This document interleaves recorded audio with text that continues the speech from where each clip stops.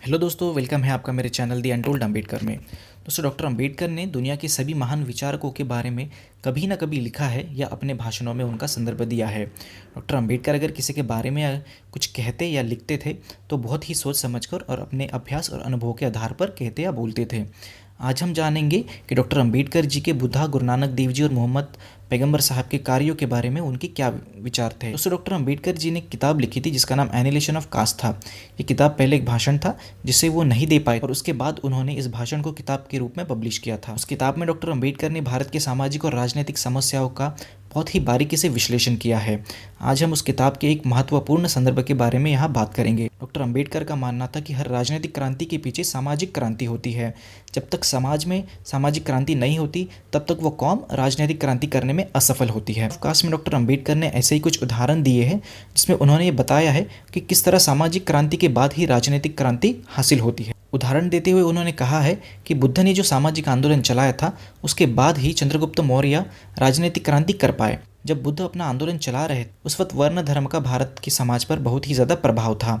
वर्ण धर्म के अनुसार कोई भी शूद्र, जिसे आज हम ओबीसी कहते हैं, राज्य की सत्ता पर काबिज नहीं हो सकता था।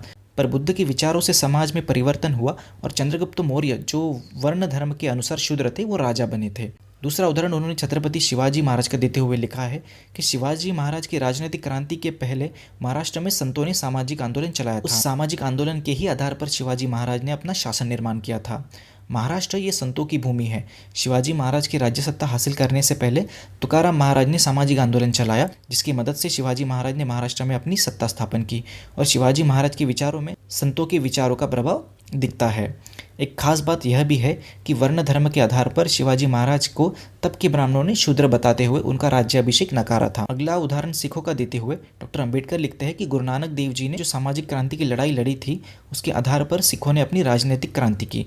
गुरु नानक देव जी ने उस वक्त ऊंच नीच की भावना को नष्ट करके सबको समान दर्जा दिया जिसकी वजह से सिख कौम में एकता निर्माण हुई और उसी एकता के बल पर उन्होंने अपनी राजनीतिक सत्ता हासिल की। आगे डॉक्टर अम्बेडकर अरब का उदाहरण देते हुए बताते हैं कि अरब एक राजनीतिक शक्ति बनने के पहले मोहम्मद पैगंबर साहब ने अरबों में इस्लाम के माध्यम से सामाजिक क्रांति की थी। मोहम्मद पैगंबर साहब की इसी सामाजिक क्रांति ने अरबों को शासक बनाया। मोहम्मद पैगंबर जी के पहले अरब के लोग मूर्ति पूजा में लीन हो गए थे। मोहम्मद पैगंबर जी का मानना था कि मूर्ति पूजा ये इंसानों को गलत रास्ते पर ले जाती है और सच्चाई से दूर करती है। उस वक्त मोहम्मद पैगंबर साहब ने सच्चाई को स्थापित करने के लिए कई लड़ाइयाँ लड़ी।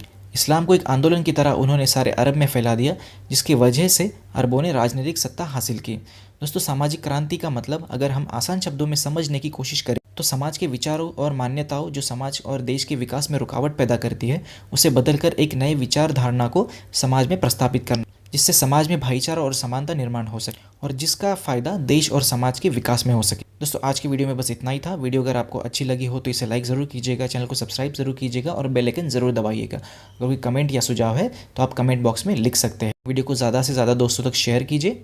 मिलते हैं अगली वीडियो में। धन्यवाद।